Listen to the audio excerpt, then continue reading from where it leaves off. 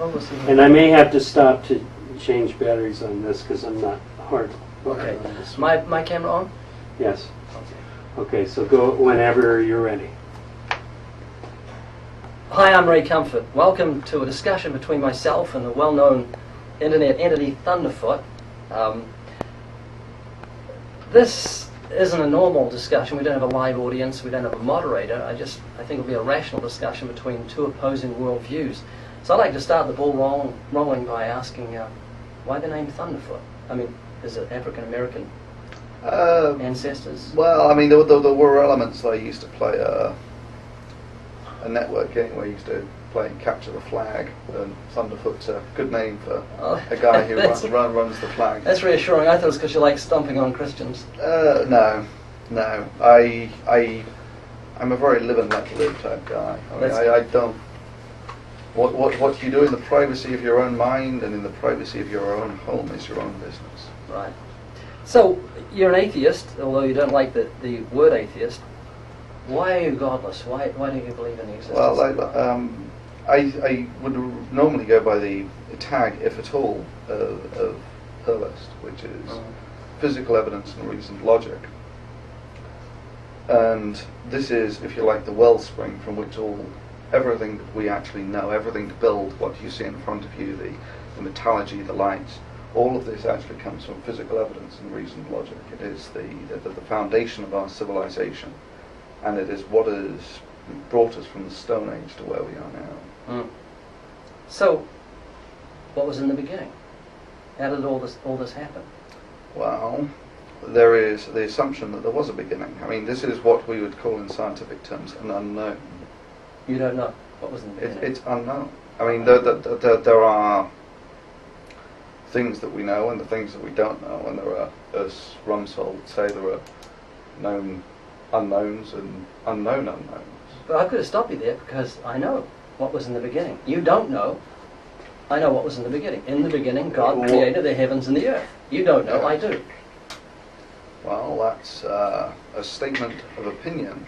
It is not a statement of fact, in that you cannot actually sustain it with physical evidence and reasoned logic. Well, do you believe nothing created everything? There is, again, the assumption that there was a creation.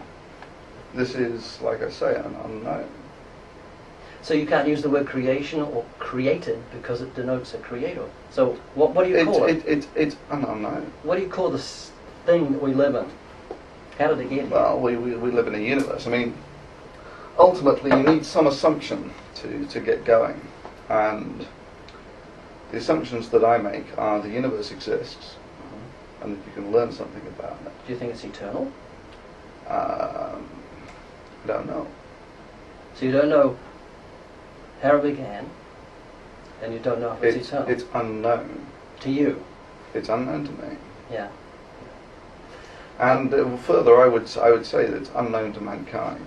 Well, you can't say that, because you'd have to have omniscience to know it's unknown to mankind. You don't know what mankind knows. Yes, I have a... Okay, this is getting into, can you ever disprove something? Well, yes and no. There is a practical growth of knowledge, of how we actually discern what is real from what is not real. And this is essentially the scientific method. And this is what has taken us from the Stone Age to landing on the moon in about 300 years. And this is the growth of knowledge. I mean, you would agree that you and I are a little different from those who lived a few thousand years ago. Yeah? Right, we've just got more knowledge. We've got more knowledge. There's nothing to boast of. We're built on the knowledge of the past. Yes.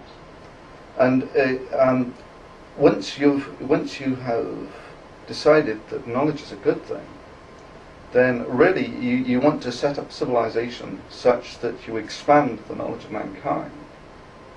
And there are two ways you can do this. There are two factors. There's the extra knowledge that you acquire, and there's the knowledge that you can lose. You can lose knowledge. You can have hard disk crash, you can burn down buildings, and all this sort of thing. You can forget it. But you can also have those who are essentially intellectual vandals, those who deliberately sow disinformation. I mean, you see this throughout history, particularly in dictatorial regimes. They put out propaganda, disinformation, right? Now, usually with dictators, they're worried about the maintenance of their civilization. However, in the scientific realm, the growth of knowledge is a more permanent thing. Right. So Newton's ideas, they may have been refined and such like, but essentially there is a degree of permanence to Degree of permanence, but it's going to be laughed at in 100 years' time, what we believe now. It's going to change. No. I mean, Newton is correct on certain length scales, I'm certain speaking time generally. scales. Generally. Yeah. The knowledge that we have now in 100 years will be laughed at. And Because just they'll out of build interest, I mean, a philosophical question, Yeah. completely random philosophical question. Do you believe that the universe is simply as we perceive it? In other words, do you think that you see in a relatively narrow wavelength, you have a perception over a very small range of timescales, right? And it may well be that the universe is, I mean, like you say, you scroll the clock back a few hundred years when they thought the Earth was flat. This is a perfectly reasonable assumption. You actually go out and you look, the Earth is flat. Yeah, right. Okay, so but so on certain length scales, this is a good approximation. It's only when you actually get a bigger perspective of the universe that you actually, or in this particular case, the Earth, that you realise that it's round. Every generation thinks it's right. Well, I wouldn't claim that, and so. Well, which scientist says we believe this, but we're wrong? When they thought the Earth was flat, they thought they were right. But we now know they were wrong. They were right on a certain length scale. It is a very good approximation to flat. I mean, we are in a studio that makes a fairly good approximation to flat. It's only when you start to look at it on a length scale of thousands of, or even just hundreds of kilometers, that you start to realize this is not a good approximation. Right. The same thing goes with Newton and relativity. Newtonian mechanics makes very good approximations over certain mass ranges and such like. But it fails when you get down to the very fast, when you get up to relativity, the very fast, or to quantum mechanics, the very small.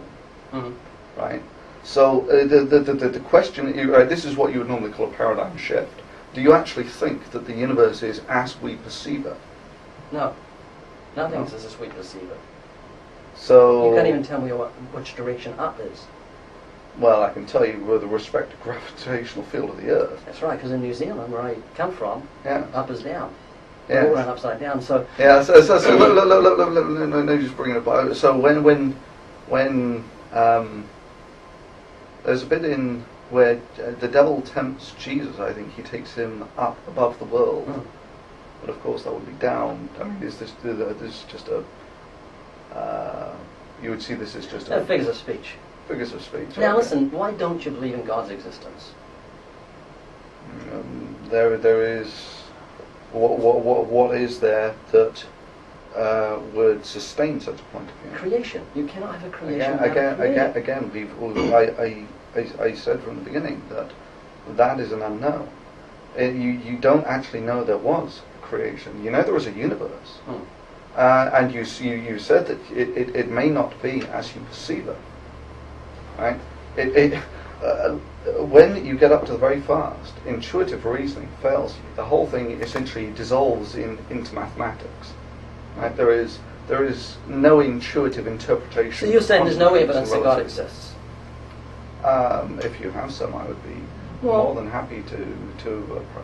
You don't know how creation got here. You don't know how the universe got here. You say it's an unknown. It's an unknown. But you can't make our most intelligent scientists can't make a grain of sand or a blade of grass from nothing. We haven't got a clue how to create a piece of sand. We can't make cows, we can't make milk, cheese, butter, all these things that surround us. With our intelligence, we can't create. So, I mean, in some senses, yes, we can create. We can manipulate matter. That's recreate. That's with using God's materials to recreate. We can't create a piece of sand. So, But again, you've made the assumption that the universe is as you perceive it. okay, we can't make a frog, a fly, a bird, a tree. We can't. Actually, create. So, no, I mean, well, let me finish my sorry, sentence so please. you can see.